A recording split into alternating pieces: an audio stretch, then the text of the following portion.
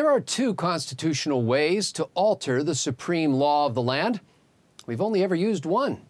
Is it time for a convention of the states? I'm PJTV's Scott Ott, joined now by Bill Whittle and Stephen Green. And man, if you think that Washington spends too much, regulates too much, stomps on the rights of the states and of the people too much, and can't be restrained simply by electing different politicians, then perhaps you want to take another look at Article 5 of the Constitution.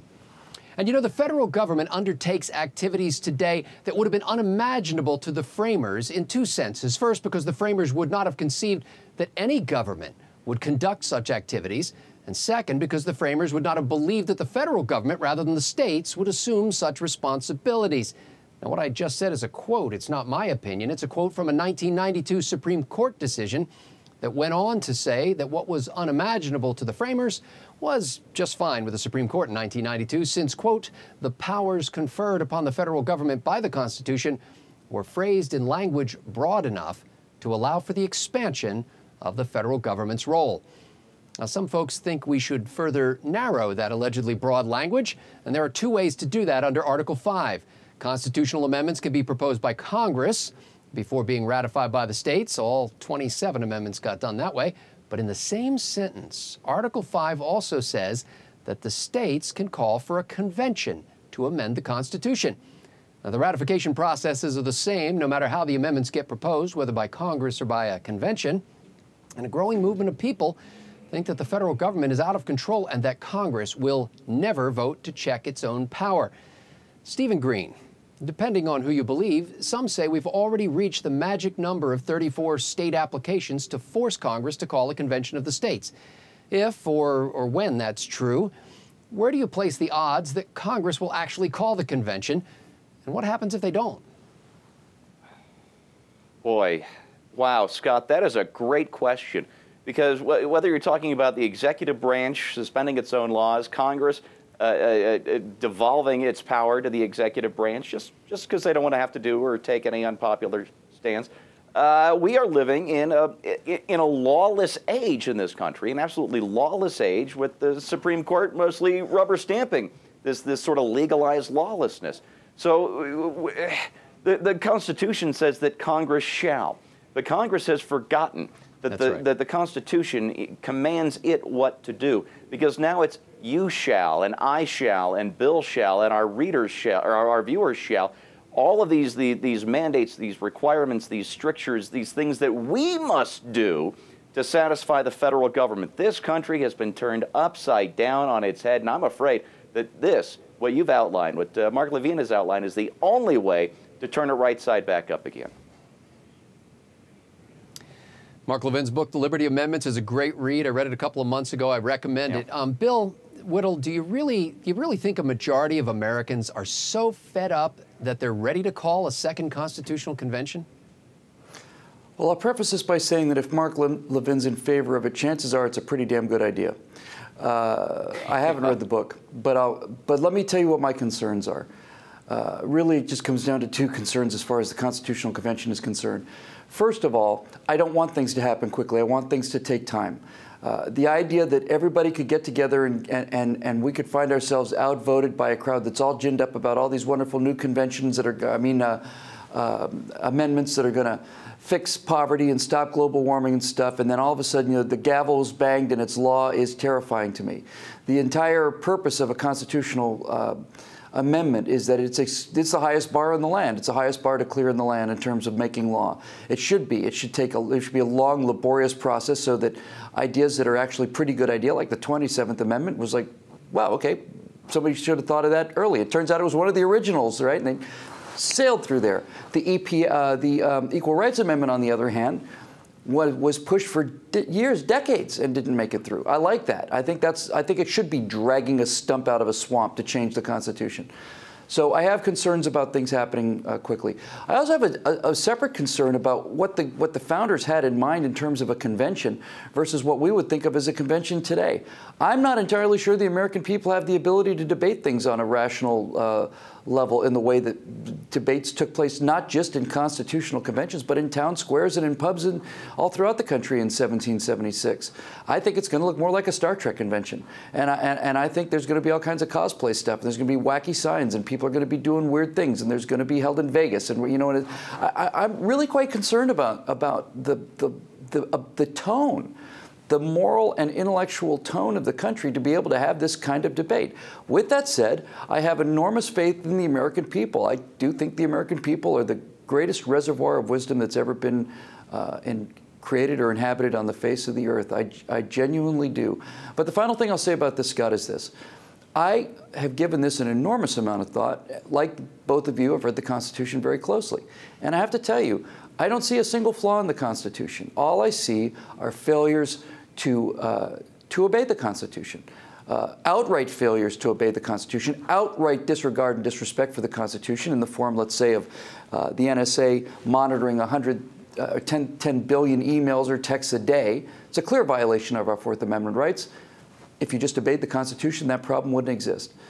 And there's the more subtle form of disobeying the Constitution, where something as simple as the Commerce Clause has been used to empower Congress to do any damn thing it wants to. When the simple reading of the Commerce Clause says that Congress shall have the power to regulate, which doesn't mean to control, just means to make even, commerce between the states, foreign powers, and the Indian tribes. Now, if you're not a state, a foreign power, or an Indian tribe, Congress has no power to regulate commerce over you at all. None. And the Supreme Court ruled that it did, and my response to that is, well, the Supreme Court is wrong. No one's got the guts, no American citizens anymore, no American citizen today has the guts to say, the Supreme Court is wrong on this. Do you have an advanced legal degree, Bill? No, I don't have an advanced legal degree, and I know there's 9 people over there that do, that they're wrong, and the reason they're wrong is because I can read an English sentence. And the English sentence says, the states, foreign powers, and the Indian tribes. I can read. These are my concerns. Well, actually, you know, very few people have the guts to tell Bill Whittle he's wrong, but I will say that there's not many of them still around, I'll tell you. The guts to tell. That's right. There is one person on earth who has the guts to tell the Supreme Court that it's wrong, and that person is President Barack Obama, who can stand up in a State of the Union address with the Supreme Court sitting in front of him where they can't open their mouths, and he can say that they're wrong when, in fact, they're right. Now, Steve, you know, as Bill pointed out, opponents of this method say that that a so-called runaway convention could do things to the Constitution that even conservatives and libertarians would hate. But the advocates point out that a convention can only propose amendments, yet you still need 3/4 of the states to ratify, and that Republican legislatures control enough of the states to prevent, you know, states run amok, I guess. So what are the consequences, good and bad, of taking this Convention of the States approach? Oh boy, the bad. You know, Bill covered a lot of the bad and did it really well. But there's one angle I'd like to add, and that is the lawyers take this thing over. There's nothing that a group of lawyers can't ruin, can't poison, can't make worse for everybody in the world, except of course for other lawyers. That's what they've done to this country. That's what they've done to this Constitution, the Supreme Court, the Congress, and all the rest of it. But, you know, on the good side, you know, Ayn Rand called herself a radical for capitalism. I always love that expression. It may be time, if it isn't already, that we become radicals for constitutionalism. Amen. Well, Bill, organizers at conventionofstates.org are trying to get 100 volunteers in each of 4,000 state legislative districts to persuade their state lawmakers to vote to call the convention. If you were trying to fire up folks to volunteer, what would you say about this?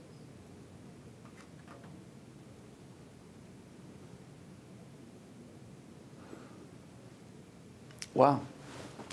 I think what I would basically say to them is, look, there are 3 things that this country is about, 3 things. And they used to be known as freedom, capitalism, and virtue. But we don't use those terms anymore, so let's get down to brass tacks. Freedom means being left alone. Do you want to be left alone, or do you want to be told what to do? Most people want to be left alone. If you want to be left alone, if you want to decide what side soda you want to have, if you want to be left alone, then the only way to protect you against being left alone from people that here in Santa Monica impose a $1,000 fine on throwing a Frisbee on the beach, if you want to be left alone, you got to stop these people. So can I get you to sign the thing for this? Capitalism used to mean, what's his name? Porter, in You Can't Take It Away. Well, George, I'm going to buy out your savings and loan with my massive amounts of capital and turn all of Bedford Falls into my private bordello. Capitalism just means you should be able to keep the stuff that you make, right? If you work hard, you have an iPhone because you got up earlier and stayed up later, you should be able to keep most of that stuff. Some of it, some small portion should run a limited government, but you should be able to keep your stuff, right? You work for it, so you should be able to sell that. And virtue is pretty simple. Virtue just means don't be a jerk. Do you think you have a right to hit people and hurt people and take their stuff? I don't. Do you? You don't either? Fantastic. You're a virtuous person. If you don't believe in taking people's stuff and hurting people, then that means you're not a jerk. And if you're not a jerk, we can leave you alone because you'll behave yourself. These are the three things we want to have happen. Please sign on the dotted line. We're going to go out there and see if we can reel these swine in of both parties of these power-grabbing lunatics.